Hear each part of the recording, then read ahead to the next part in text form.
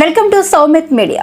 టాలీవుడ్ అగ్ర కథానాయకుడు పద్మభూషణ్ నందమూరి బాలకృష్ణ సంగీత దర్శకుడు తమన్ కి కాస్ట్లీ లగ్జరీ కారు గిఫ్ట్ గా ఇచ్చాడు.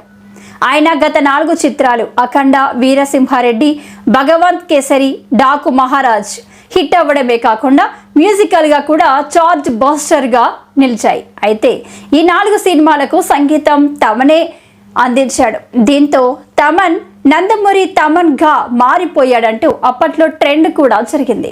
అయితే తన 4 సినిమాలకు బెస్ట్ మ్యూజిక్ అందించిన తమన్ కి సర్ప్రైజ్ గిఫ్ట్ ఇచ్చాడు బాలయ్య.